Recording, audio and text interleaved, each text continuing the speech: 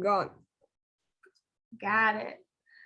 Hello for all of you who are new that just joined in, and welcome to the Women's Catalyst breakout session. And in this room, we are here to empower diversity through building relationships and education, and just finding out how we can work better together to empower our communities. And today we have a special guest. And usually how we do these is we have a special topic or a special guest that we're talking about each week. And today we have Bullish Dumpling in the house. And Allison will be leading the room, doing an interview with Bullish Dumpling. And Allison, I know that you can give a wonderful intro to Bullish just because you know her so well. And so Dumpling. I Yes. have to yell at everybody who calls me bullish. It's a ritual. So every time somebody calls me bullish, they get yelled at and I make them into an NFT, including the audio. So I think you'll get an NFT with that. Now I'm gonna have an NFT. Okay. If it's recorded, yeah. I'm gonna call you bullish. I want the NFT. Don't do NFT farming. Don't do NFT farming. Don't do NFT farming.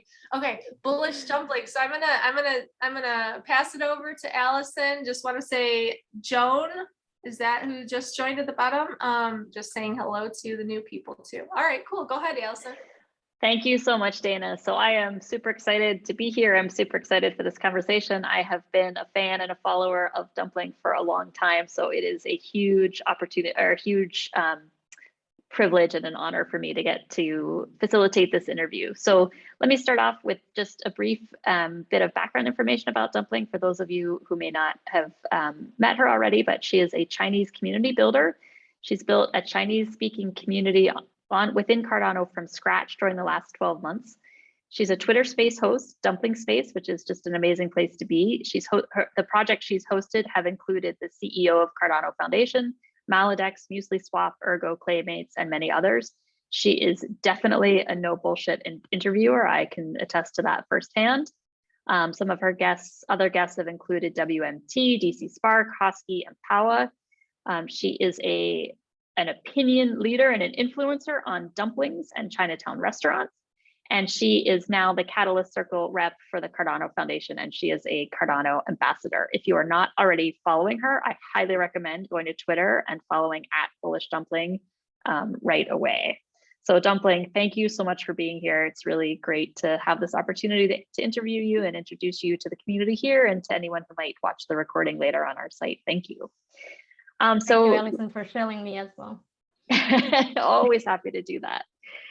So I'll just kick right off with the first question, unless there's anything else you want to start with. But my first question for you was just to ask, how did you discover Cardano? What got you started in this ecosystem? Yes, great question. A question that I didn't really like to answer because I don't have a sexy story to tell. I feel like everybody in Cardano, they got some exciting, inspirational stories, about Africa or about connecting the unconnected. I didn't start out like that. I discovered Cardano because I was just looking for a pump, and I thought Cardano is a good pump. It is. I didn't expect it to be that awesome, but later as I discovered the community, discovered the projects and the people, the ethos, that's when I really started falling in love with Cardano. Oh, that's awesome. That's really cool. I didn't know that. So once you fell in love with Cardano, what inspired you to start building a following? Because you have quite a following in the ecosystem. So I didn't start with the goal of building a following. Basically, I started just like everybody else, wanting to have more information on Cardano. Since I speak Chinese, I try to find resources in Chinese, but it's so hard to find. And the existing information are mostly garbage, just technical analysis. I'm not trying to insult TA guys. I'm just saying it's all about price, no fundamentals. It's hard to find solid Cardano information. So I thought, why don't I start doing something? I speak English, I speak Chinese. So I start to make some high quality videos educating people about Cardano, like, starting from the basics, how to stake your ADA, how to remove your ADA from exchanges. Over time, when you build such quality content, people start to form a circle around you. They start to want to talk to you, and then they want to talk to each other. And so it happened very organically. I started to have a Telegram and Discord channel, just really for people to gather. I didn't expect that it grew quite nicely over the last 12 months. Well, that kind of answered my next question, which was, how did you develop such a strong social media following? And I guess what I'm hearing you say is you didn't set out to do that. It happened organically because of the high quality content that you're providing. Did I understand that correctly? I think that's one of the most important pillars. Yes. You think I have a big following? I have to complain. I feel like I should have more following. I'm just whining, guys. You should follow me right now. I agree. Yes, so having a high quality content is definitely one thing. Another thing I think is the transparency and honesty when it comes to community building. A lot of times I don't have an answer to something, and the Chinese people, they would ask me, it's always a better idea to tell them, I don't know yet, but I can bring this to the international community. And when when the sentiment is really low in either of the community, I would also cross-reference and tell to the other side of the world, so they stay up to date and they feel included. I think one of the most important things for the Chinese people is that they didn't feel abandoned. That's one of the reasons they liked joining my community, because I'm always there, always up to date. In the past, a lot of the Chinese-speaking people, they felt Cardano didn't care about that particular group. There's not much resources, there's not much focus being put there. But I don't think this is unique to the Chinese community. I think a lot of the languages, local languages, and the localization, we could do better, definitely. But I do try to mitigate that kind of negative feeling and bring more Chinese-speaking people all over the globe on board. That's very cool. And how have you seen the community that follows you change over time? Have you noticed differences from when you started till now? I will start with one very interesting example. I definitely see a growth in maturity and unity in terms of the Chinese community. When I started out, there were about 200 or 300 people, very active discussions actually about politics, which I didn't really like, because, you know, there are people from Taiwan, China, Malaysia, and Hong Kong, and naturally there's going to be some kind of conflict about current affairs. It then came to a point where people are just attacking each other and their political views. I had to step up and say, guys, you're here because of Cardano. You believe in something new. So leave whatever it's in the old world behind. Let's talk, let's grow together. And over time, I see that people just stopped talking about politics. They start to focus on Cardano instead. Also in the past, a lot more pump talks, you know, ADA price so trash, I'm going to sell. But these days, even a few weeks ago, ADA price wasn't that great. People are just saying, you know, I think great things are coming. This is the project I'm looking at. So in terms of rationality, in terms of people's recognition of the Cardano value, I think that's some of the best growths I've seen in the Chinese-speaking community. Wow, that's really amazing. There are two different directions I want to follow up on there. Let me go back to what you said first about the politics. It must be a hard role. I mean, I've seen you moderate difficult conversations, and I know you're very good at it.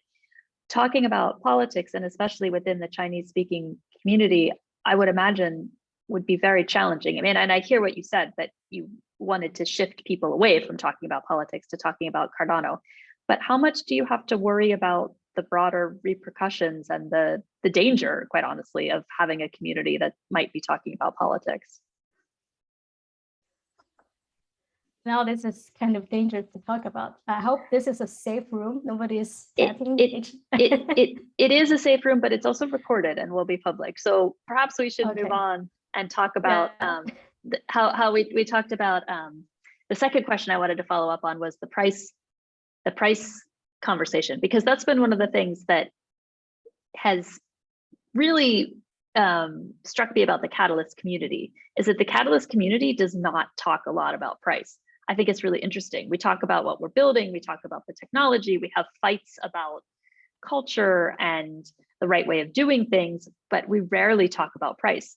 And so I think that's interesting to hear what you said, that the community has gone from focusing on price more to focusing on on what's happening in Cardano. What do you think is driving that? And then Dana, we'll get to your question. I have to be very transparent and say that price discussion about pump and dumps, that's strictly prohibited in the group. So you get 2 warnings. The first time you get warned, and second time you just get kicked out. Why do I have this kind of strict rule? Because if I didn't, it is really chaotic. You will see daily hundreds of messages, just meaningless price talks. But over time, you will see people need to have a space to talk about price. Price is one of the most important reasons. They are in Cardano as well. So I created another channel, just like Cardano chit chat. Like if you want to chit chat, you want to talk about price, you want to send memes, you go there. But the main community is always value driven. I said to all the members, the goal of this chat is that whenever you scroll in the chat history, you find some kind of value. So anything that's not valuable, then you just go to another channel. So that's one way to deal with it when you're building a community and you want to channel the discussion, have some clearly defined rules, and you don't bend the rule for anybody. Even for your OGs, supporters, if they break the rule, you have to have the guts to call them out. Yeah, and I'll say it again, you are a person with a lot of courage. And so I have no doubt that you're very good at keeping the rules that you've set. And it sounds like they've had a really positive effect. Dana, what did you want to ask? Oh, I just had a question. Can you hear me? Or am Yes. I getting... Okay. No. I had a question. It's very interesting what you're talking about, just touching back on the politics again, because your following seems to be a little bit more mature and not talking about that as much, as obviously it's not allowed. Have you seen relationships and friendships grow in places that normally wouldn't be, or collaborations start to happen between these different groups because Cardano is bringing them together? Dana, I love that question. You reminded me of a story that I forgot to tell earlier. Yes, about the politics and growth. In the beginning, there's tension between people from different regions. But over time, one interesting story is that some Taiwanese guy, he just reached out to me and say, I want to help you and I want to help Cardano. I was super wary, like, you're trying to scam me. But no, he doesn't want to get paid. He just wants to help translate and help spread word about Cardano. And then he has become quite active in the community. I'll give you another example. A lot of Malaysian people maybe have different political views, but they do help a lot in the Chinese-speaking community, even though the majority of the people are from mainland China, might have conflicting views. So this is an example of people putting things behind, the disagreements behind. Now they understand they are in Cardano for a reason. They're in here for decentralization. They're in here for DeFi or whatever. So they left the politics behind. And I do see with my preaching about Catalyst, I keep telling people, vote in Catalyst. If you don't like what is existing in the old world, this is your shot. I think that channeled people's attention, kind of distracted them away from the complaints and unhappiness from what's happening already in their own countries.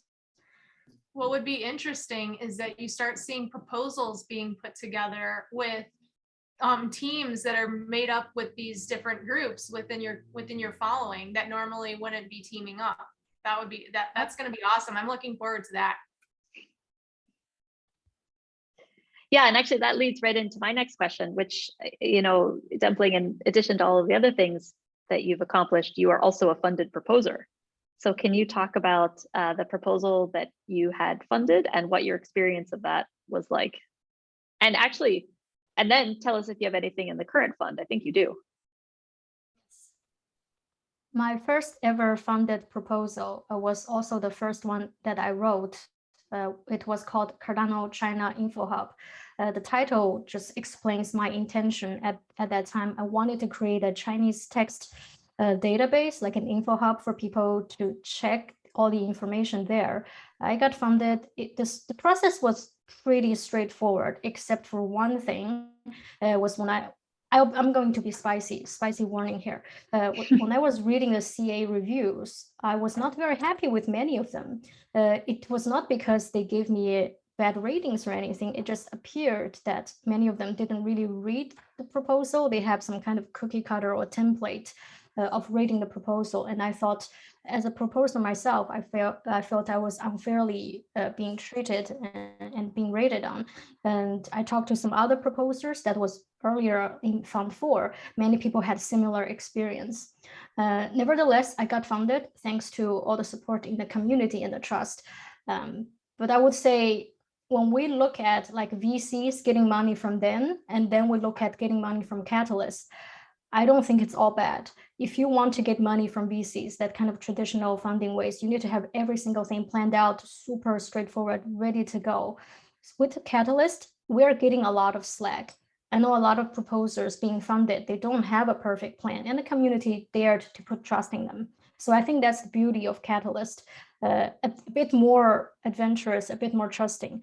On the flip side, you also risk being rated on by not necessarily all professionals. And that's expected because Catalyst is permissionless. It is decentralized.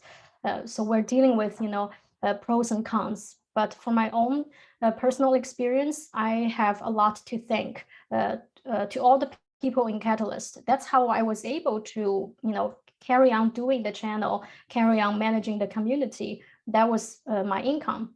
So overall, I'm very grateful for Catalyst and all the people in Catalyst. They have helped me a lot. So I'm nervous to go off script again, but you've led me to another question, which is, how would you suggest any improvements to the CA process? Because I agree with you. I think the permissionless, open, radical inclusivity of Catalyst is amazing. And I also see some of the many issues with the CA process that we're working to fix. Do you have any thoughts about what could help avoid that negative experience that you had as a proposer? I feel like the VCA process is a nice start. I think that's very interesting as well. VCAs rating the CAs. I thought it's like having our spy spying on their spy, looking at our spy, that kind of situation. That's a good start, because at least many people, they reflected and told me that's their chance of sort of argue for themselves. And that's important, not only for ratings being changed, but also for the sentiment, people's feelings. If they felt like they had a chance to argue for themselves, that's going to motivate them to keep writing proposals. Another thing I noticed is when I have another proposal that's being unfairly rated, one of the CAs, they were not strictly adhering to the guidelines of the CA rating handbook. Like, I read that handbook and I confirmed with the VCA that this is how they should be rating, but the CA was not doing that. So I think maybe in that regard, some kind of more in-depth training, examples, sample proposals being used to see that we're actually on the same page when it comes to this metric, such as which is called auditability. Do we agree on the same thing? Then we can use some test proposals. Actually, me and a few teammates, we worked on the Fund 4 project called The Great Filter. The goal was to filter proposals for Catalyst. And we had to train people, assistants, virtual assistants, to work on, using our filter. The funny thing is, several filters, they're quite subjective, sorry. So you need to get consensus. That's why we get them together in the meeting, give them 2 test proposals and say, go rate them according to your understanding of our metrics. They returned very different results. So clearly, for the same criteria and guideline, people understand them very differently. You can't really just have a 2-hour coaching session and expect that we will yield the same results. Maybe this kind of test sample proposal would be something that can be done in the future. Yeah, that's really interesting. It's one of the things, the project that I'm working on. Actually, I'm focused on self-sovereign identity, but I'm interested in using the process of decentralized identity for the CA onboarding process, and perhaps having some sort of having an onboarding course, and what that would look like is still open. But I'm glad to hear that you're thinking along the same lines. And yeah, there's a lot of work to do. And I didn't know you were involved with the Great Filter project. I remember hearing about that. That's cool. We made videos about them. Yeah, actually, we made videos of all the past proposals. So you can check it out. We only got like 20 subscribers. So. I'll look for it. I'll look for it. So among the other things that you've done, or that you're doing, in addition to being a funded proposer, you're also a stake pool operator. Is that right? What made you decide to go down that road? So for several reasons. First and foremost is I heard it gives you good returns. So financial reason is actually one of the top reasons. And secondly is you actually get to dive into the community more if you have a badge or a title called SPO. It kind of rings different, you know. I'm in Cardano, what do you do? I'm just a Twitter troll versus I'm actually an SPO. It's kind of different. With that said, really being an SPO is quite different from what I expected. It's a lot more work. In the beginning, I thought, okay, I just have a pool. I go on Twitter and say, delegate to my pool, people will come. But if you are an SPO or if you know about the competition, you will know it's not viable. It's not even viable back like 8 months ago, much less so today. Being an SPO, I think for a lot of people will be almost full-time job, doing the marketing, getting yourself out there, talking to projects so you can work on an ISPO project collaboration with them. But nevertheless, I have learned so much and had gained so much network in the community. Some of my closest relationships, they are formed by being in SPO chat groups. And what's an ISPO? Can you explain that for the group? So ISPO stands for Initial Stake Pool Offering. Because of the previous troubles or scams that was linked with ICO, IDO, or IEO, whatever you call them, Cardano community has come up with this genius idea for new projects fundraising. Projects will have either their own stake pools, you stake to them, they take your ADA, they give you their token. So they do get funded. But as I understand it, ISPO is also advantageous for US participants. I think because of SEC, many US citizens couldn't buy into like ICOs and IDOs, but with the ISPO, it's not an issue. Some of the most notable ISPOs in the past, they are SundaySwap ISPO, very famous. I think MintSwap, they had a fair ISO called FISO. Nowadays, we have other DeFi projects like Genius Yield, some other projects very popular in the Cardano community. So the way it works, if I'm understanding, a project wants to fundraise, so they set up a stake pool, they get people to delegate to them, and in exchange for their delegation, they give them their own token, and then they make their money from running the stake pool, and it's profitable because of the amount of delegation that they have. Do I have that right?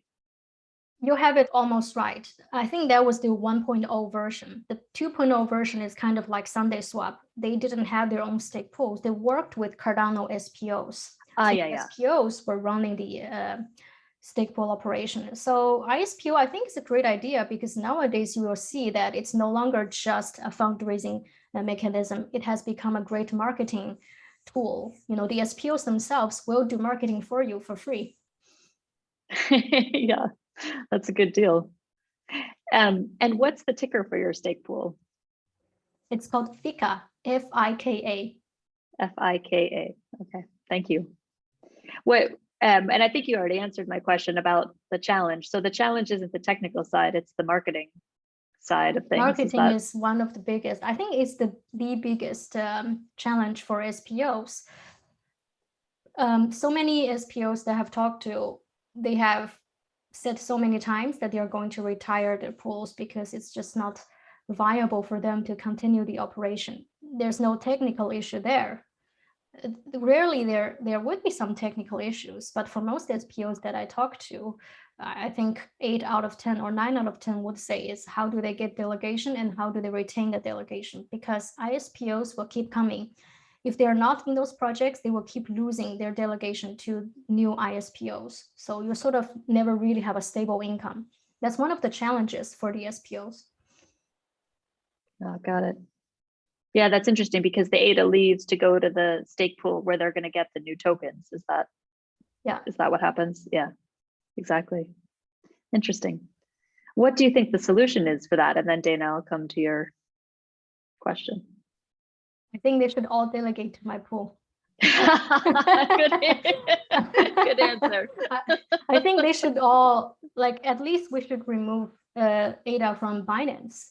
That's actually our biggest centralization enemy, and not in multiple SPOs. We can deal with them as well, but the biggest goal is to educate people to really remove ADA from centralized exchanges.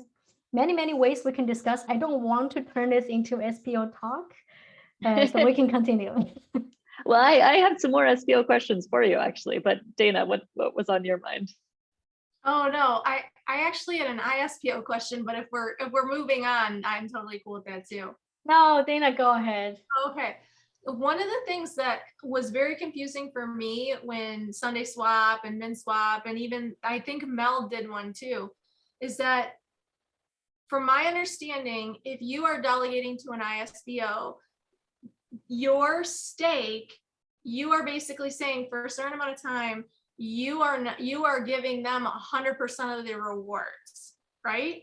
And then, so they're not only making money off the ISPO as a normal stake pool operator would, they're also taking 100% of the rewards, and you're sacrificing your rewards is basically what drops why they're dropping tokens to you. Now there was and I don't know if like there's flexible models of that. But one of the things that I had heard with MinSwap was that there was something in the securities field that kind of got messed up there. I forget the article that I read. And so I was like, oh my gosh, I just switched to that one. So what now can you explain a little bit if you know some more information on that? I can only vaguely kind of give you a silhouette of the issue. I'm not a legal expert nor a US citizen.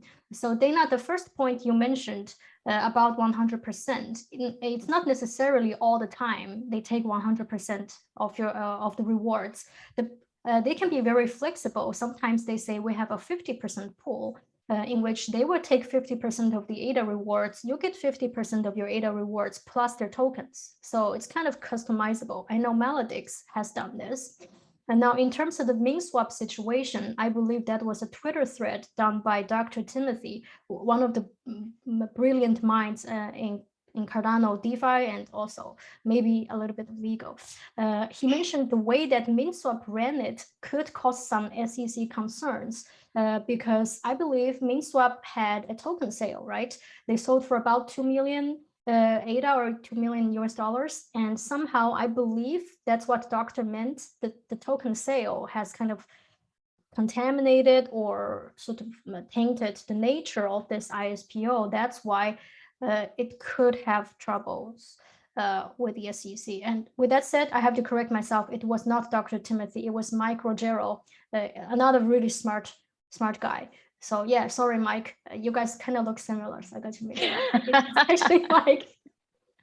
So the issue was that they sold some of their tokens for Fiat as well as doing the ISPO. I don't believe it was Fiat. I believe they sold for ADA. I could be wrong. I didn't get into it. They sold out in a matter of minutes, and there were some complaints about it as well. Oh, so that, but they sold. So it wasn't just the exchange that happened through the staking mechanism. Yes, that was a separate thing. The ISPO is the ISPO, but they also did a token sale to raise funds for their operations. I see. Yeah. And I'm hardly an expert on legal matters either, but a little bit. And I am an American citizen. And anytime somebody starts talking about a token sale that's not happening on a registered exchange, it can be problematic for Americans because we have a lot of, the SEC is very interested in protecting our welfare. I'll say it that way. Are you sure? I mean, I think the intentions were good. I think the SEC grew out. I don't think the SEC grew out of the Depression era when people were getting scammed left and right on the stock market, and the exchange was formed to protect people from scams. And I think there's still that ethos there. Now, whether or not those regulations fit with the modern financial world is a different question entirely. And anyway, I live in Switzerland, so that's all I have to say about that. Okay, I'm watching a little bit what's going on in the chat. So, but I think we've resolved that. So let me just clarify. that when people keep their ADA on an exchange, the exchange can stake it on their behalf. But if you move it into your own wallet, then you get to choose which stake pool you're staking in. I think that might answer Megan's question, but if you've got a follow-up there, feel free to drop it in the chat and I can relay that. And I wanted to say two more things about stake pools, or well, one comment, one question. Cardano is mind-blowing to me because it takes all of my energy, and I am doing this full time to keep up with Catalyst and the Atala Prism SSI stuff that's going on. And I am pretty disconnected to the world of stake pool operators. I was more connected right after the Shelley hard fork when it was brand new, and since then I've lost some visibility. So for me, it's wonderful to get to hear your perspective on some of these issues because I'm just not as up to speed as I would like to be, and you're giving me a crash course, so I'm grateful for that. So the last thing, and this is my last question about stake pool operators, but there's a big debate in the community about being a single pool operator versus a multi-pool operator. And could you break down what that means for the room here who might not be familiar with that debate, and then give us your perspective on the argument? Alison, that's a big question. We had so many heated debates on my channel and on Twitter Spaces. Like there was a divide, or even because people are so heated and feel so strongly. It boils down to one word: decentralization. This was catalyzed by the Sunday Swap ISPO. Before the Sunday Swap ISPO, you have some small single pools kind of struggling, not doing super well, but they survive. And you have those multiple pool clusters, can't really name them, but big multi-pools led by influencers or big company entities. A lot of people would choose to delegate with them. But that was okay for a while because we could sort of have this equilibrium. Until Sunday Swap ISPO came in, they chose the most popular people pools because pools are run by people, chose the most popular people. And so a lot of delegators just left the smaller pools to join the Sunday Swap ISPO because they want to get Sunday tokens, and because the influencers and big entities, they were chosen as partners. That led to multiple small single pools retiring, and which is already very sad because decentralization is the backbone of Cardano and stake pool is the backbone of our decentralization. If we have too many small pools dying, then we don't have decentralization. Then for me, I'm out. I believe that's the feeling of so many other people as well.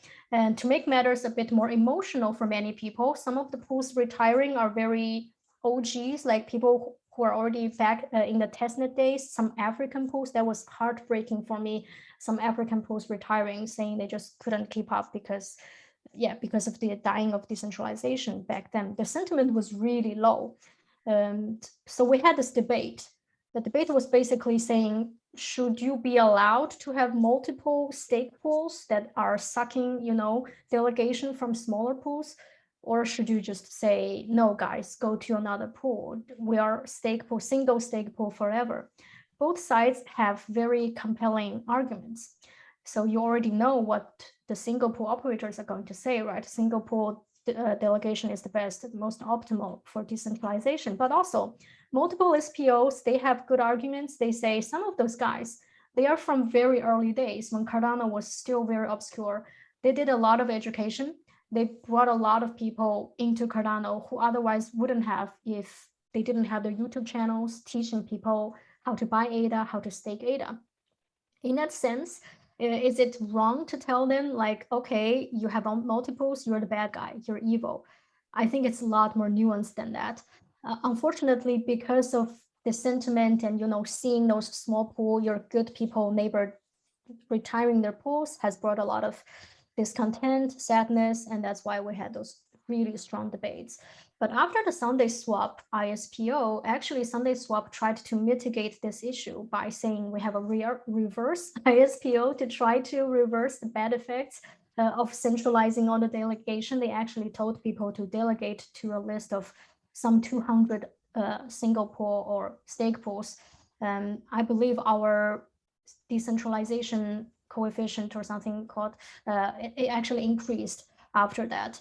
So nowadays, the sentiment in the community is quite neutral. We don't really have that kind of conflicting, confrontational anger between multiple operators and single pool operators. And I do believe as a community, it's better to be united than to fight against each other. We have bigger dragons to slay, as I said, Binance, Ada Light. It's better to come together, solve that first. Yeah, that makes complete sense. And just a minor tangential question, but when you talk about the community sentiment, are you speaking anecdotally and the feel from the conversations you have, or are you measuring that sentiment in some way?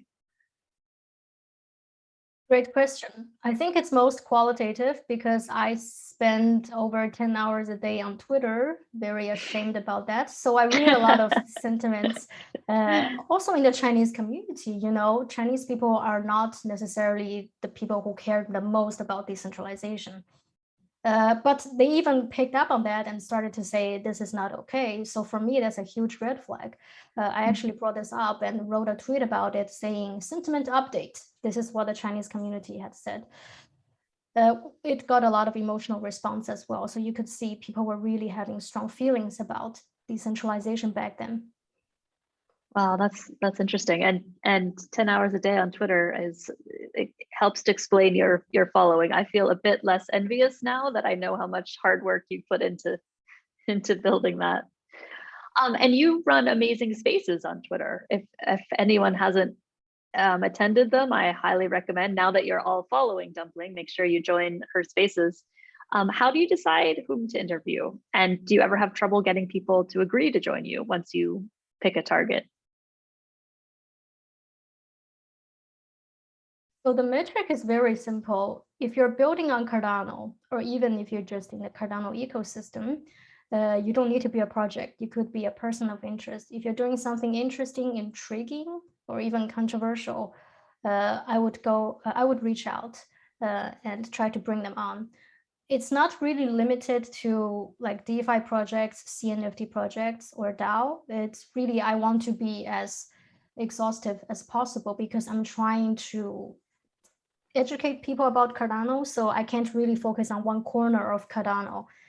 And also, I can't really focus only on the good sunny things like the MSPO debate. That's something also was brought up. Also, another controversy in the Catalyst meeting, I believe in one of the Catalyst meetings, it was really controversial. I had an emergency dumpling space for people to gain more clarity. So the goal really is for people to have a neutral, respectful platform to say what they want to say. They know it's very safe. I'm going to be there. I'm going to remind everybody to moderate so people really feel safe. And that's one of the things I feel most proud about the Dumpling space is that I'm very proud of the speakers and my audience speakers.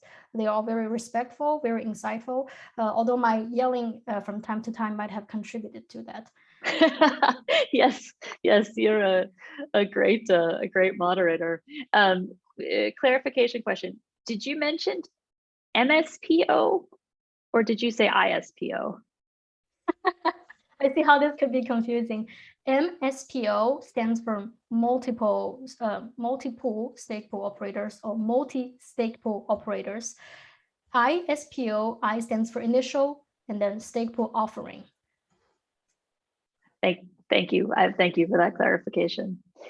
Going back to the moderation of your spaces and the ground rules that you lay down, you also ask really spicy questions, which I think is wonderful.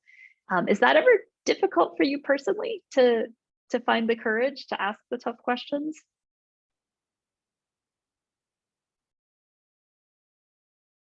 I think if you're coming from a place of curiosity and you do it with respect, it's not really an issue unless they really get triggered. Usually projects are not triggered. I think also it's kind of a eggs and chicken kind of question. Projects that come to Dumpling space, they kind of already pre-qualified. They are very brave. They know they got nothing really to hide because they know they're going to be roasted or destroyed at some point. It's not really scary, guys. I'm not trying to scare you off of coming onto Dumpling space. We're very friendly. We handle it with love and respect and occasional public shaming on the space. And you get me into communities. Love, respect, and occasional public shaming. I think that would be a great tagline. Have you ever received any harsh pushback? And if so, how have you dealt with that? I think I mostly received a lot of waffling. Maybe projects didn't really have an answer. Sometimes but they want to give you an answer to a difficult question. So they start to waffle quite a bit for a few minutes. And at that point, it's up to me and the co-host to gently remind them that, it's okay to not know everything, but we have to be conscious of the time. There was one time, typically there's some Eastern European guys, they really don't give a shit about about the optics. They just come in here, ask a spicy question, say a spicy comment. And at one point I had to step in and say, are you from Russia? Because you talk like a Russian. They said, no, I'm from Poland. But then we became very good, co-host, host friends. But when difficult things happen, it's really up to the host to step up, because the room will become really awkward and cold for people. People are actually counting on you. So you need to be really brave and say something. And how did you learn these skills? Just by doing it? Or did you have any training or life experience that prepared you for that, to play that role so effectively? I never had any training. So I'm very interested in doing this kind of moderation stuff and being spicy and respectful. So I think it's just a hobby. That's cool. Well, it's the hobby you're incredibly good at engaging in. Do you have any advice for others who are looking to play a more active role in Cardano in one way or another? So this is sort of a broad question. I will answer it with a really broad brush. It's okay that you're entering into Cardano not knowing exactly how you want to develop, kind of like where I started. So just start with something that you think is already an issue, and or start with something that you really enjoy. I see people, for example, from Thailand. There's a really great girl. I believe her name is Bots. She's actually a doctor, but she entered into Cardano just saying hi. And then I believe she found her direction in arts and NFTs. So that's also very inspirational for people wanting to build on Cardano. If you don't have a solid plan, like I want to do DeFi, then come into the community, talk to us, write a tweet. I remember there's so many people just starting with one tweet saying, hi, Cardano community. I'm this person. I'm seeking some guidance and help. And they use hashtag Cardano community. Very nicely, it gets picked up by the algorithm and many people reply to them. They start to build relationship. So I think recognizing the welcomeness of the Cardano community is the first step and the most important step. This is a truly welcoming community and people should utilize that. Yeah, that's great words. Thank you. And I know we're taking up a lot of your time here and keeping you away from Twitter. So I just have a couple more final questions for you. A subtle dig. I like that, Allison. What's that? It's very subtle, spicy. I like it. Do you have any spicy comments for your fellow ladies in the Cardano community? Ladies, gentlemen, leave the room. No, it's not very. It's safe for work. It's family friendly. So what I'm about to say. So that's one thing has come from one of my friends in the Cardano community, a very brilliant architect, and she's doing research in academia about Cardano in humanities. It's not mathematics or IT, so it's super intriguing. And there was one time we were having this discussion about if you were given an opportunity at a job or at whatever occasion, you were given the opportunity just because or mostly because you're a woman, because of a quota. And she asked how I would feel about it. I think I kind of surprised her with my response. I said, take that and stop trying to make everything so perfect. If you were given the opportunity, you owe it to yourself, and you actually owe it to fellow women. The quota is there for a reason. So use that, do a great job and help other women. What I'm trying to say is, don't be too naive. I know this is very spicy. Some people want to say, I only want this job because I'm the perfect candidate at the perfect time. No, this is not how we as women can best utilize our opportunities and best help other women. Blockchain is a great example. I think I'm capable, but I don't think when I enter another field, I will be as capable or as regarded as capable, because blockchain is so new. Being here early, I get to have a lot of perks, and I'm using that perks. I'm not thinking, yeah, I don't want to use perks. I only want to be great because I am great. That would be really naive. Blockchain is so new, women will have bigger chances. So I really encourage all women to utilize and capitalize all opportunities at all occasions. That's the only way we can help others and help ourselves get into big positions. I 100% agree with you. Those are great words, Dumpling. Thank you. And I've actually changed my mind on this point. I agree with you completely. We should take every advantage and opportunity that we have, because everyone else is. And so there's no reason why every advantage, I believe, today has stemmed from some disadvantage of our ancestors. So, you know, women in the past couldn't wear pants, couldn't have education. So they are trying to rectify and to mitigate the past mistakes or the lessons. And that's why the quotas are here for a reason. I know it will be unfair for some people, but people in the past were also unfairly treated. If we just sleep on that, keep saying, oh, it's unfair, we can never progress. So it's best we just take the opportunity and grow from there.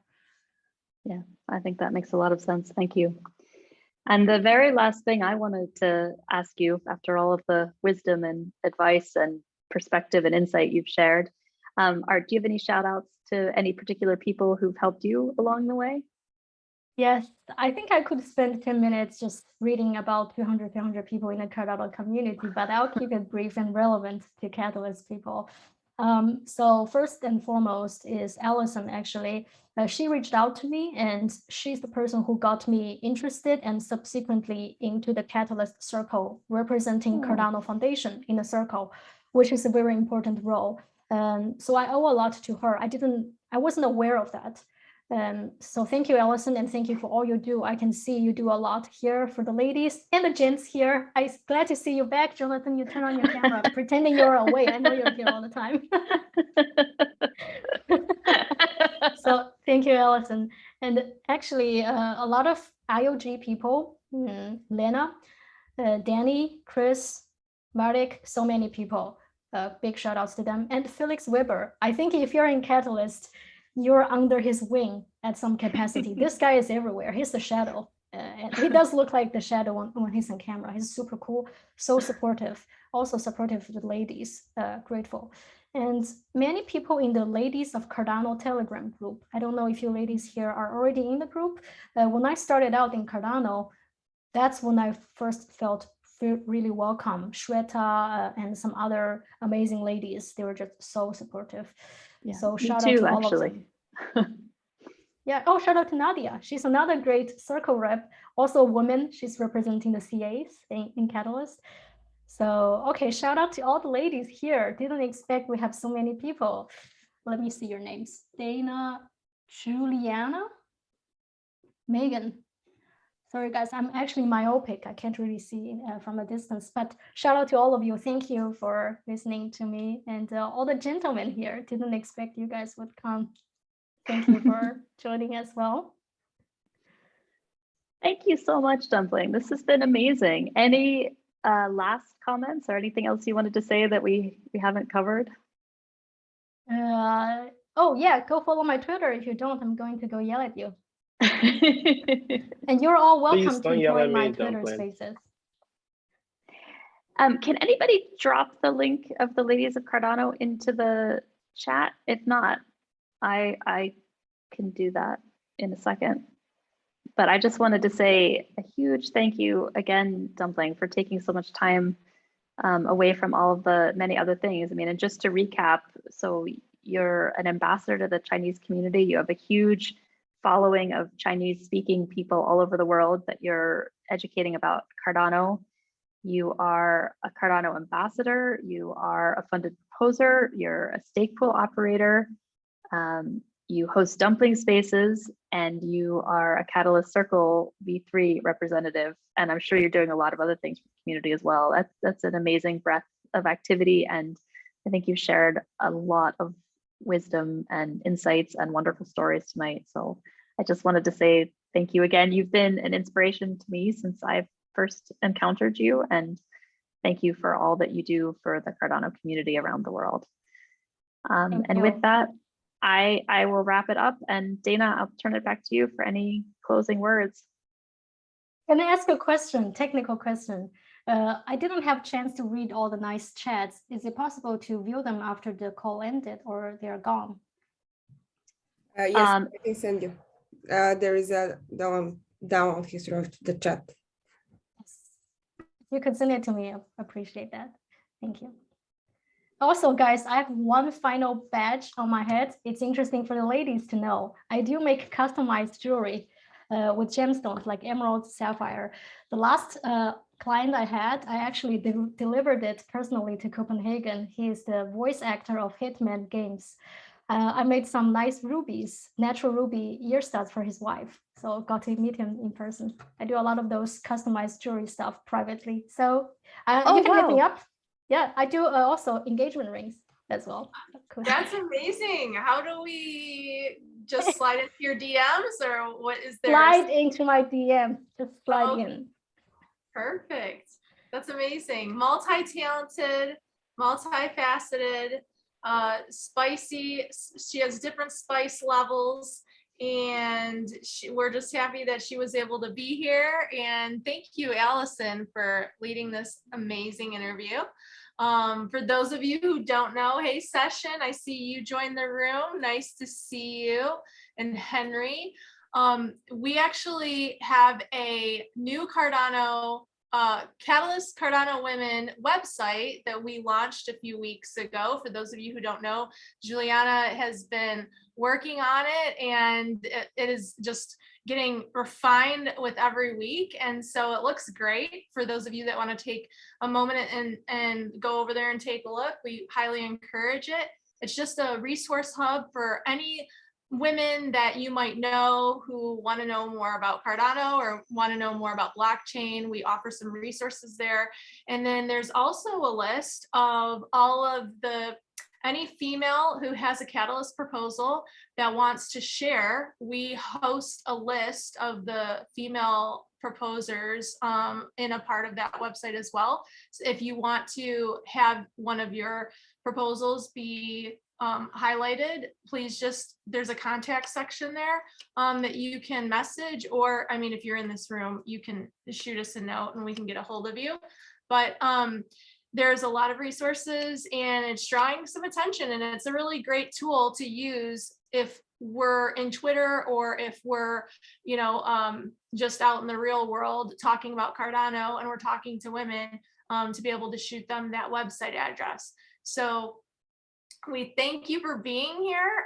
If anybody has any, I don't know if we're going to shut off the recording, but we can stay on. If anyone has anything to share, any Catalyst proposals that any women want to share in here, or any questions from the audience, or any people who have joined us today about what we are, who we are, or just want to have a chat, we'll stick around for a little bit. So yeah, so I'm going to open the floor right now.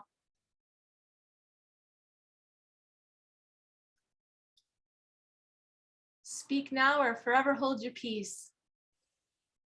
All right. Looking forward to your movie, Dana.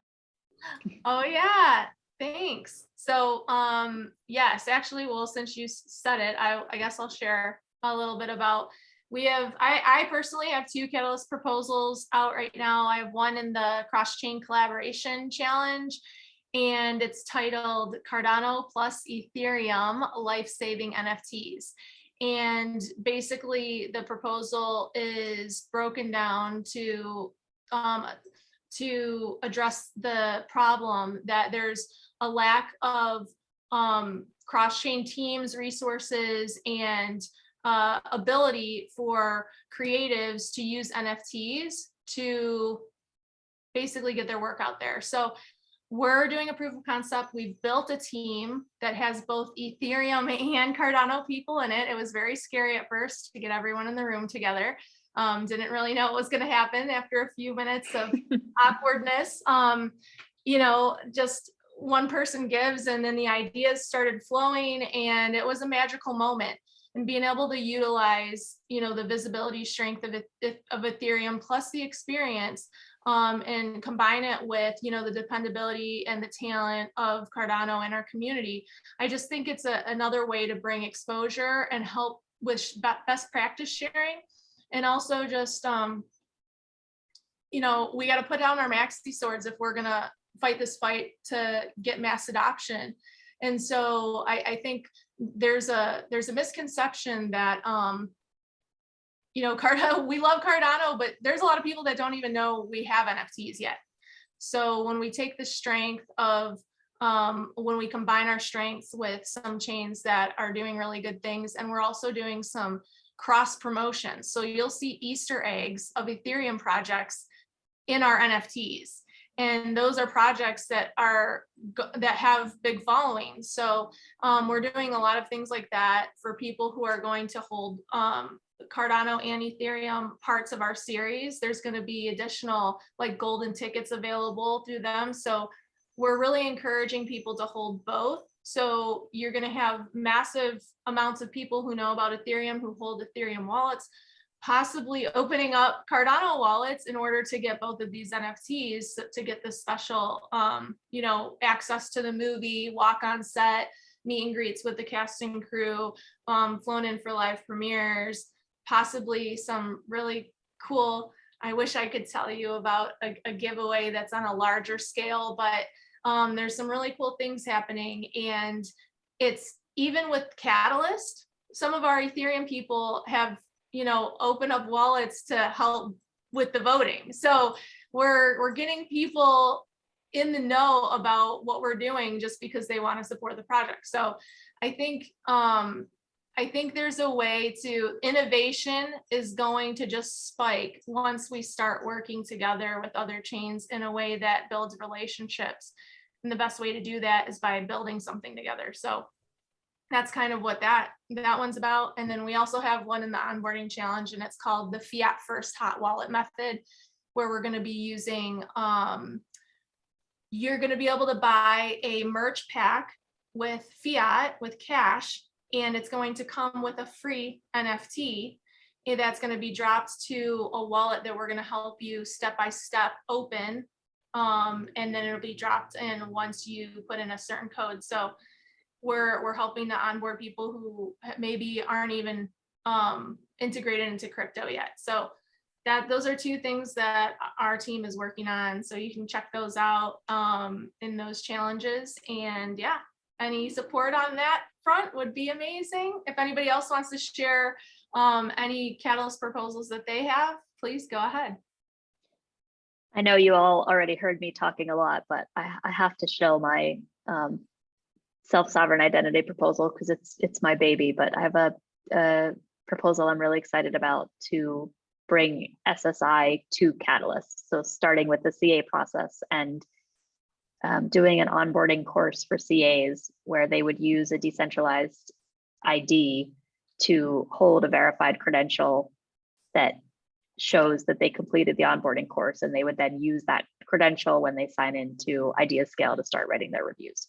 So it's a proof of concept project, and I'm not a technical person, but I've teamed up with some very experienced coders in the decentralized identity space who are building out a no-code solution for Prism. And I'm also working with Nadia and Kenrick to ensure that the CA community is really informing the content of the onboarding course. So that proposal is in the decentralized identity challenge. Awesome. Thanks, Allison. I think that's so needed. This has been my first time being a community advisor. And I'm like, I almost gave up trying to do my first assessment. And Nadia was like, push through. And I'm like, oh my gosh, my brain hurts. This is not as easy as you told me it was going to be, but it was really my mind that was being the blockage. But once I got through one, it's like, now it's like, okay, I got it. So any more ways to help, like with education and training and, having that identity, that would be amazing. Thanks.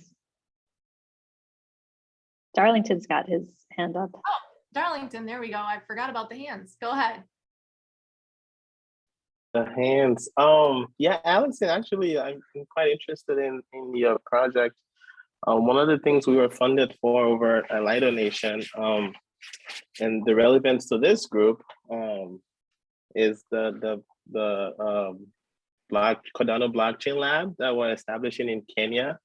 That it has two parts. One part is a dev focus where I will be mentoring some recent graduates, but the other part is community focused, and the goal there is to build like a Kenyan Swahili driven community that's led by the community officers that will be running that in Kenya. The relevance to this group is that the three officers are all ladies, and right now for the last 3 or 4 months they've been busy translating all of Lido Nation's content into Swahili. So they've accumulated a lot of Cardano knowledge, and so they're gonna then take that knowledge and then start a community outreach program to start teaching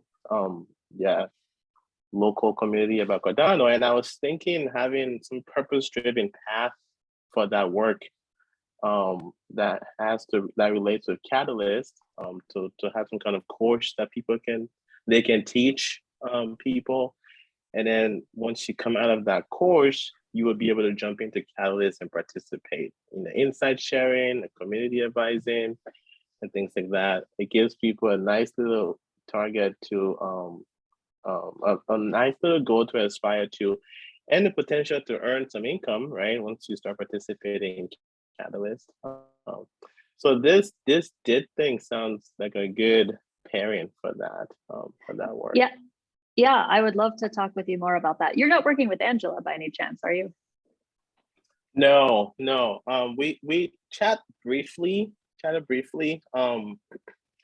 But we're not working together. And with the program too, I've been wanting the team there to be the one that drive the idea and not impose any structure or like our own ideas that we might already have in the US. So Darlington, can I pause you just 1 second? I just want to say another thank you to Dumpling. She's got to jump, but I just wanted to say another thank you and acknowledge the amount of time you spent with us and appreciate you having here. And we'll see you again soon. Yeah, thank you. And I'm going to get your proposal here too. I'll put it into our sheet if it's not in it already. What, Dumpling, are you coming to Denver? Did you get your passport? Are we all good? Oh, you're muted, I think. For me anyway. Yeah. So it's the visa, not my passport. I was visa, saying yes. and joking. If US will not give me tourist visa because I work in blockchain, and it's kind of sus. I don't know. We'll see. I will apply and let you know. If I don't, you guys go on a petition, visa for Dumpling, so I can come.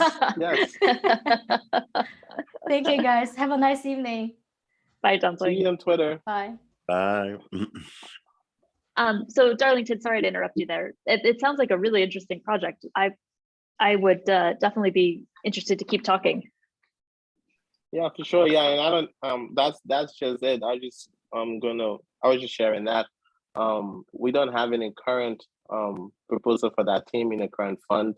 I know I'm working with the one we have in this fund is working with the Latin community and Vanya to translate all of the funded proposals into Spanish. So that's a fun project that we're working on. Oh, wow, that's a big project. Yeah. And we're using machine learning to kind of do half of it to lighten the load. So then the translator would just have to do QA and editing at like $40 an article. So it's an experiment. We'll see if it works and we'll iterate and learn from it. Yeah, and all that data will be made available by a API that Lido Nation will host, a GraphQL API. So anybody wanting to integrate that data into tools and stuff, they'll be able to have access to it. And it will also be committed to GitHub. So you have access to all those translations too. Cool.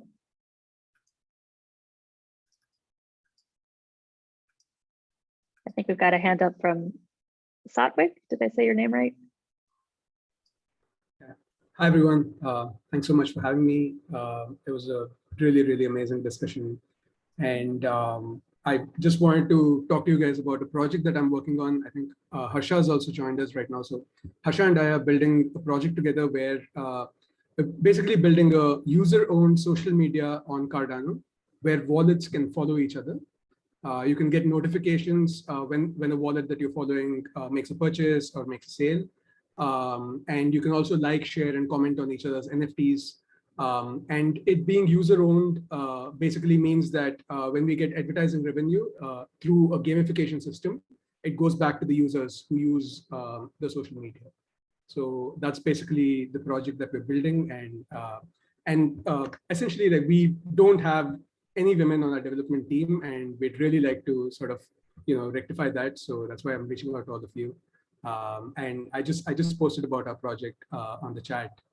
So we also put up a Project Catalyst proposal. So it'd be great to get your feedback, get your ideas, and it'd be amazing if any of you guys could join us on this journey. I have a question for you. Well, since you're here right now, so it's about creating something to allow people to follow each other's wallets. Over the last couple of weeks, there's been, I know on the Ethereum side, I just got schooled in this last night by one of our team members, is that because people are looking in each other's wallets, and I mean, anybody can do it on any chain, right? But there has been a lot of security issues that have been running rampant recently with people, like they'll send somebody something, then they'll get, like, I don't know how they communicate, but then they're ending up stealing everybody inside their wallet.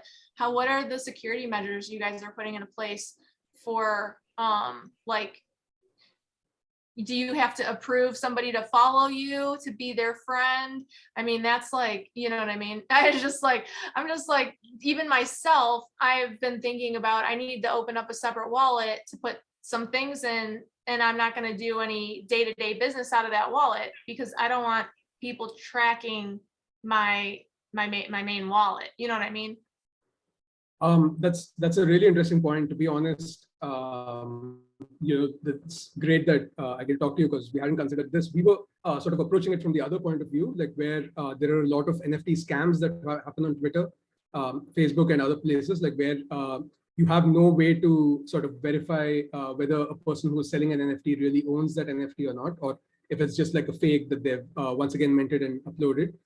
So we were planning to have a security system on that basis, like wherein we verify the policy ID of NFT and then sort of verify that it is in fact owned by the person and things like that. But I would definitely love to sort of look into how they're doing the scam so that we can sort of bring in appropriate security measures, because we were so far building on the assumption that the scams are happening sort of off chain, and so maybe taking it on chain would be the solution to it.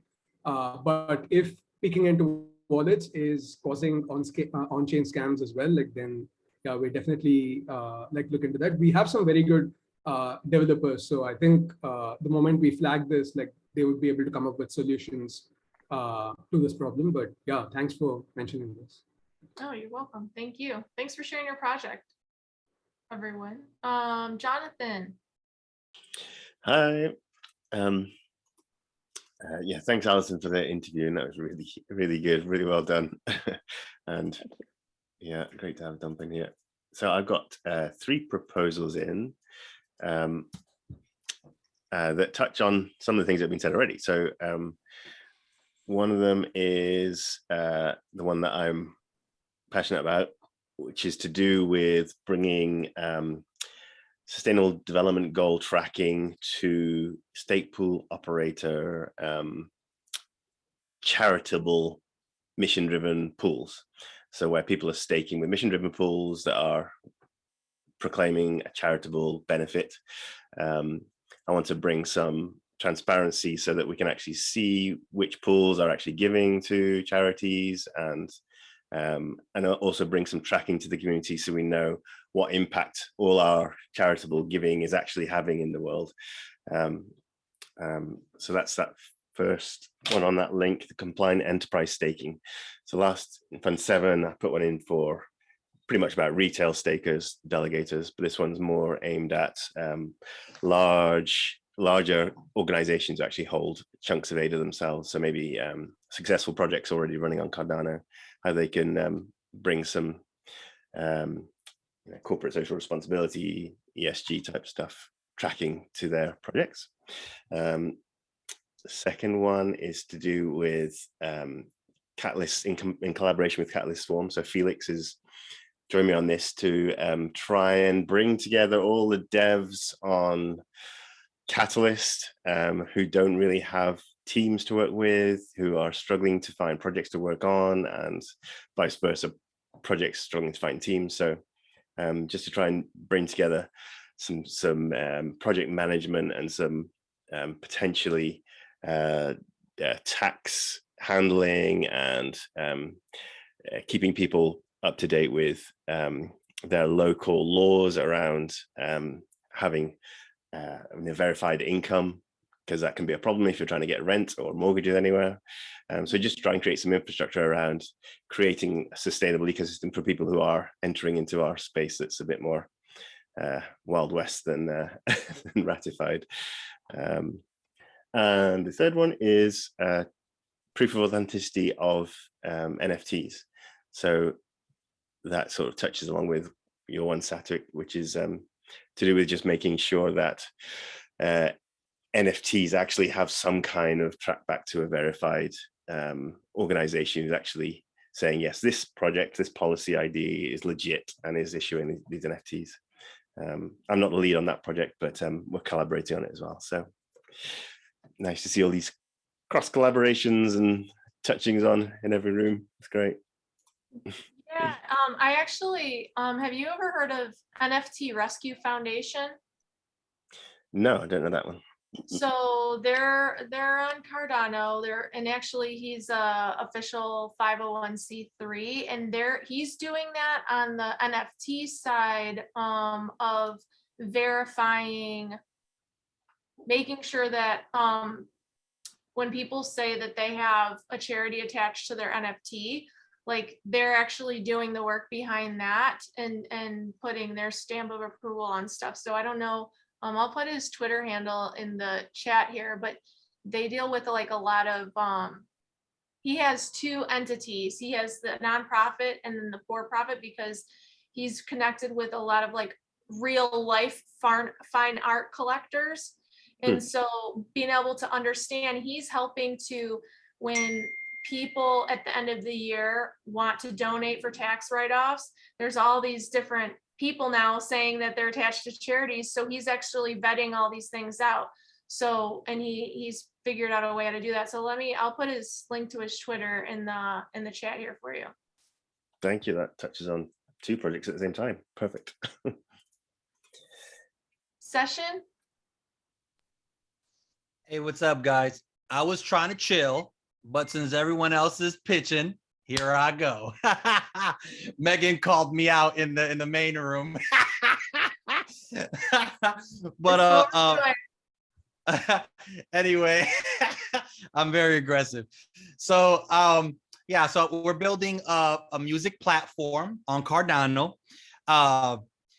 Basically, our goal, the macro is we want to build several tools that help music onboard onto Web3 via Cardano. The first tool is a music player that is connected to the blockchain that kind of works like a jukebox, in that every time you play, you pay a token, you play a song, and that token gets redistributed to all collaborators of the song, right?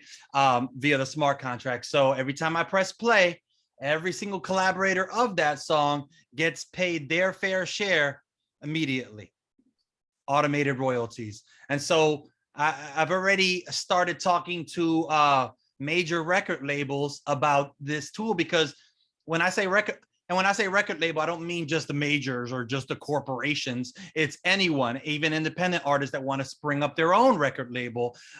They can use the tools as well to monetize their art you know, and their fan bases. So I think, you know, but I've been making the case that the established music industry should utilize such a tool, and I've been getting a lot of traction with that, and I think that that will be very beneficial to Cardano as a whole. For sure. Also in my chat, I also have a link to a video of a proof of concept of the jukebox will work, and that was built by Gimbal Labs. So I'm very appreciative that I was able to get them to help me with that, and we're building. So that's a link in the chat to my Fund 8 Project Catalyst proposal, and that's what I'm seek to contribute to Cardano. Writing's not that easy, but Grammarly can help. Stop. This sentence. Sorry, I went to click on your link for the YouTube and it started playing. Thanks, Session, for sharing. Yeah, I think anything that has to do with mainstream media, music, is going to be huge to integrate into for Cardano. So thanks for sharing that. All right. Anybody else have any last sentiments? Man, we might get off here without having a 4-hour after town hall session breakout today. I'm gonna have to drop off regardless, but I wanted to say thanks to you, Dana and Juliana, for the amazing work that you do with the room and with Catalyst Women and all the energy that you've brought to this space. So thank you guys for being so awesome. Cool. Well, thank you. Well, I'm gonna close it down then.